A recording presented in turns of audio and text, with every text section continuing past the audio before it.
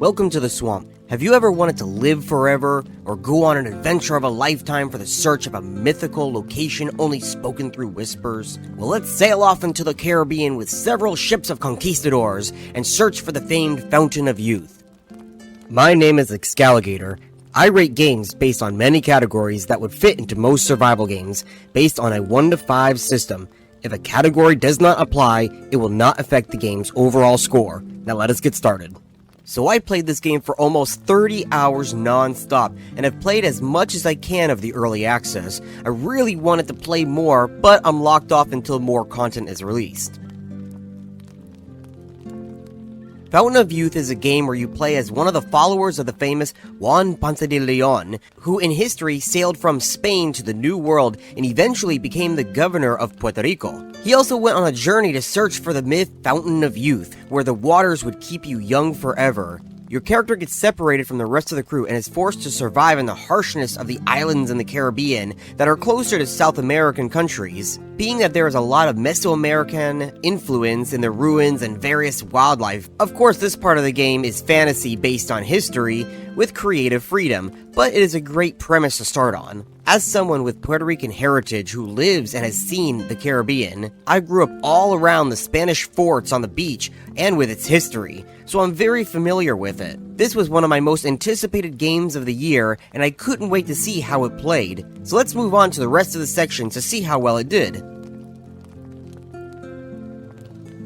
While this can run on an average computer, it is recommended to play on an above average computer. I also recommend it as this game has a lot of foliage and smaller details that you want to be able to see without lagging out. There is no character creation. Your character is only seen from the backside once and is not even named. Your character does narrate things on their journey as you progress the story, but that's the extent of it. This section will not be rated. So the game starts off with a small history lesson on Juan Ponce de Leon and how his crew sailed from Puerto Rico in search of the Fountain of Youth. After a month of sailing, your character wakes up in the middle of the night from being alerted by another crew member. You will be given some tutorials during this segment of the game. Going up to the deck, you encounter an animal that was captured from one of the islands, but had escaped. This is meant to serve as your combat tutorial, though it is short-lived. After that, you head to the captain's cabin and interact with a couple of items before you notice a storm hitting the ship, and suddenly fire catches. You're quickly told to grab what you can and escape. Now, something I really like is that before you start your real survival journey, you are given the option to pick items from a pool of high-grade items to help you start off your journey. Depending on the difficulty of the game, you can select anywhere from 2 to 4 items from a pool of 9. A normal difficulty game will let you choose 3, so I chose the axe, the spear, and the bag. After that, you see a cutscene of being thrown into the ocean, and you awaken on the first island called the Island of Hope. From there, you are given the last bit of your tutorial on the basics of surviving. Once completed, you are on your own. Good luck! The opening I'm going to rate a 5 out of 5. It has animatic cutscenes with narration, and has a basic tutorial to teach you the basics of the game. It lets you choose a few iron-tiered items to take with you. This was a great start to the game, and I'm confident in the rating I have given it. The exploration of this game is a huge focus. Of course, like many games, you will find most resources by exploring areas you've not been to yet, but you also will find recipes, potions, world lore, even side quests to complete. Every island has major landmarks which help in orientation, but also gives you an interest in searching everywhere on the various islands to find all the points of interest. Your map when you start off is blank. By using charcoal and later some ink you can make, you map out the areas as you explore by pressing the map out button, and then your character will fill out everything within a certain radius, showing you where all the various points of interest and resources are located. By climbing large trees known as cartographing trees, you can cover more ground when you're mapping. Some of the map is segmented into instances. The regions of the map are all in their own areas that you must pass through a loading screen in order to get to. But within the region itself, the various islands around that part of the map are open world, and you can sail to them as you wish. Some of the islands have various biomes within. The first island you are on, the Island of Hope, has several biomes with several various types of resources that can be found, from beaches to mountains, grassy plains to jungles. If you ever have issues finding resources, make sure you check all of these various biomes because some of them are exclusive to the resources that they provide. Resources in this game have weeks to a month-long respawn timer that may seem like a very long time, but trust me, a week goes by very fast in this game, which I'll talk about in the crafting section. A month is a bit of a wait, but it eventually will pass. The only thing I've not seen respawn are trees after you cut them down. While you are exploring, make sure you keep an eye on the ground, as you can easily run into environmental hazards such as prickly plants that can damage you, as well as spiders, snakes, and scorpions. Luckily, it's not an instant death if you do, but you will have a chance to be poisoned if bitten. You can also swim in this game. There are many places to search under the water, with various underwater caves to shipwrecks. Just be wary of sharks and jellyfish. But it's worth it to find all the goodies within. There is so much more I want to talk about, but I feel it will just lead into other sections, so for now, I'm gonna rate it a 4.5 out of 5. The reason I dropped it half a point is because various animals are not dynamically spawned. They spawn in the exact same spot every single time, and they have very long respawn timers. So I do kind of get bored when animals spawn in the same spot every time, like an MMO, and it leaves no surprises while exploring. But the rest of it is fine. The survival of this game is quite in-depth and extensive, but unlike the game Green Hell, a status ailment you get is not instant death. Certainly if you play on hard mode, it will be a bit more harsh. Various things in this game can affect your character, from being cold to sunlight, being wet. The longer you are exposed to these various elements, you have a chance to catch a cold, sunburn, fever, and other status effects. These have various degrees. At the start, they only affect your overall stats, such as your quality of sleep, your hunger, and your thirst. Unlike Green Hell, these ailments have a chance to naturally heal with proper sleep and diet. Also, of course, avoiding what got you sick in the first place. If you just want to be done with it, you could take medicine you craft from various plants as well. If you don't take medicine, or your body doesn't recover, they will progress into the next stage, which will progressively get worse. Your runny nose will turn into a flu, your overheat will turn into a heat stroke. Eventually these devolve more, and you will start to get major penalties. On the other hand, if you naturally heal from the ailments, unlike other games, you will receive an immunity boost, which allows you to become immune from these status ailments for a short period of time. I like this mechanic, and I don't think any other survival game has the immunity boost. When you die in this game, you get a debuff that will reduce your overall status effects by a percentage, and will add up with each death you have. It is also permanent unless you use living water to cure it. Living water is extremely rare. There's only a few per island and in limited supply, so don't die a lot. When it comes to basics of food and water, food I never had an issue finding. Water is much harder to find. I was dehydrated most of the start of the game until I found a good water source. Most of your water will come from fruits, but there are some wells that you can find with rainwater. However, they can also evaporate with sunlight, so you only have a short window to gather water after it rains. This is also including any rain collectors you make, and later your various crafting benches will require clean water in abundance, so finding a source to be continuously replenishing your clean water is a must by the mid-game. Overall, I'm going to give the survival a 5 out of 5. It is extremely in-depth, but without the harshness of Green Hell. The natural healing and immunity boost is a great mechanic that you don't see anywhere else, and I'm quite happy with the survival mechanics of this game.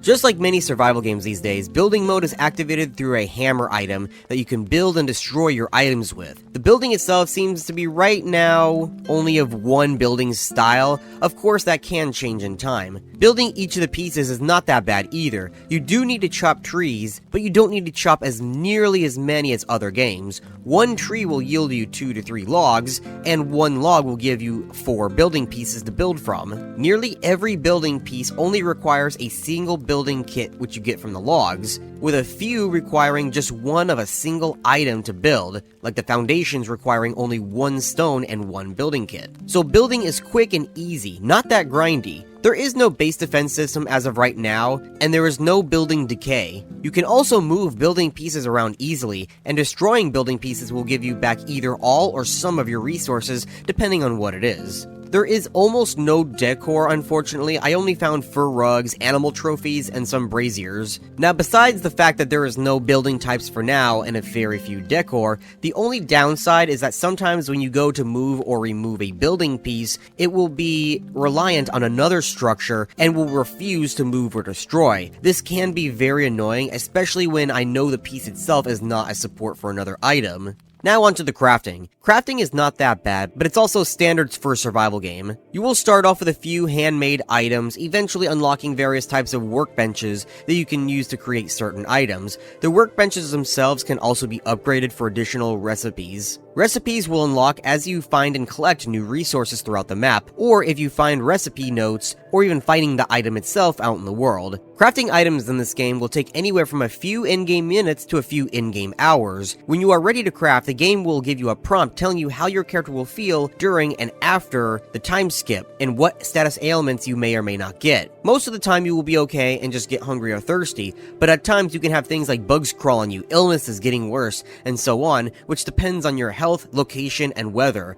You also have a chance to injure yourself if it's dark or you're exhausted. Crafting items also doesn't require a ton of resources, just one of a few different types of items required. Repairing tools and armor only take one item to repair, which makes it simple to manage. By the time you get to the copper and leather items, it gets a bit more involved as you need to process raw materials several times order to make it all. I would say one thing I don't like about the crafting system is the fuel burning. When you craft items, you don't have the option to turn off the fire and save fuel, so you have to let it all burn out. So I learned to put in minimal fuel to not burn through it all, especially because of the time skipping you do constantly by doing various activities. And crafting, a few seconds for you can turn into a whole day in-game. As of right now, there is no farming you can do, however it is planned to be added in a future content update, so for now I will not consider farming into the score. Overall, this section I feel I'm going to give a 3.5 out of 5. It is definitely a great foundation, but could use a bit of work, extra building pieces, some tuning, tweaks and such in the crafting, but not bad at all. The PvE, I would say, is one of the weakest parts of this game. While there is blocking as well as several types of weaponry, it is really devolved into the enemy hitting harder than you, and vice versa. And by upgrading your various weapons to the next tier, you will noticeably do more damage. The various enemies have different aggressions. Some will be passive and flee from you when approached. Others, like the buffalo, will be neutral. They will run from you when approached, but fight back if you attack them. Then you have some enemies like the short-eared dogs, which look like devil squirrels, who are territorial and will only attack you if you get close. They will warn you first by growling and barking. And then you have the aggressive creatures like the harpies, tegus, and jaguars, which will stalk and strike you the moment they notice you. I have also noticed that if you were facing an enemy who is locked onto you, whether they are only territorial displaying or stalking, the moment you aim your bow or get ready to throw a spear, that will engage combat and they will rush you. I'm going to give the combat a 3 out of 5. It's not the best or in-depth, but it's not terrible or unplayable. The story delivers itself to you via both narration, maps, notes, as well as cutscenes that show you what had happened during that point in time. The cutscenes seem to be only for the main story, but you can find lore and background world-building items throughout the world, learning about the various tribes of natives that used to live on the islands and such. This section will be short, and I will rate it a 5 out of 5. Not a lot of games go to this level with storytelling, with cutscenes and narration. Even then, it still leaves other things to find and discover yourself on your own time, which is way more in-depth than other survival games. Now, I'm not going to rate this section yet because the story itself is incomplete as of writing this review. It only leads up to a second island of the second region, so there is still around more than half of the story yet to unfold. But as it is, I've already explained how the story opens up with you escaping the ship and washing up onto the Island of Hope. From there, you find notes of Juan Ponce de Leon who survived. The story unfolds itself as you follow his footsteps to try to reunite with him and the rest of the crew, who always seem to be just ahead of you, all while another plot unravels with a murderer and a scandal. As I said before, this section will not be rated until my final review when the game releases.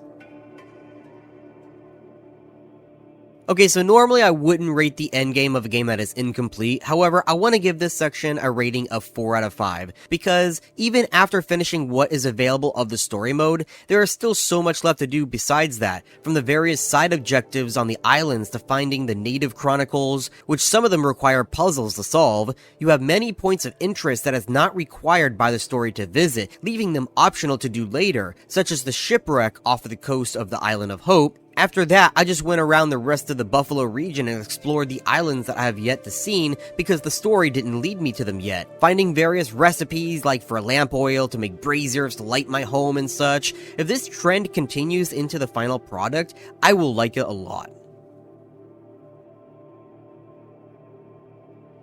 So I'm going to go off the bat and give this section a 4 out of 5. The reason is because, unlike other EA games that I have reviewed, this one at least has a dated roadmap of things when they are planned to release, and with what types of content is planned. If the roadmap is followed, it seems to have an update in the next 2 months, with a full release expected by next year. That is amazing, but for the reason I'm giving it a 4 rather than a 5 is because I'm not sure to how well this will be followed through. If you look at Valheim for an example, that game has been out for I think 2 years now, with only 2 or 3 content updates, and they threw out their original roadmap. Which is why I'm being a bit skeptical here, but considering they have a roadmap and most games don't, at least publicly, I'm going to give it a 4 out of 5 for now.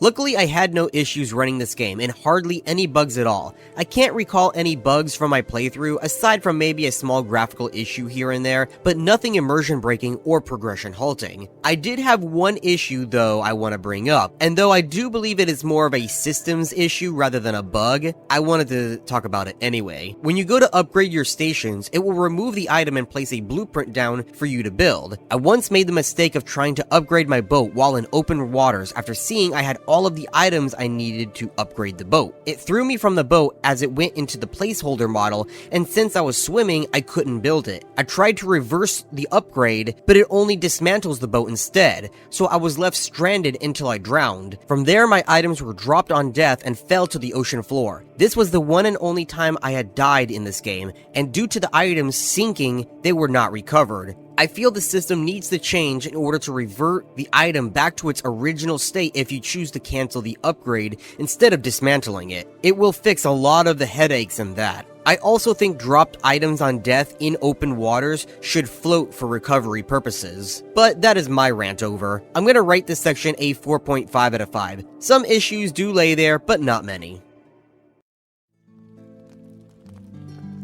My overall score for the Fountain of Youth is going to be a 4.3 out of 5. Even in an unfinished state, being fairly early access, it was very fun and enjoyable to play. I played non-stop for several days in a row until I hit a stopping point, and I hope to continue playing this in the future, and I will be re-reviewing this game when it comes out into the full release sometime next year. So if you wish to see that, please subscribe to my channel, and if you enjoyed this review, like, and I will see you next time.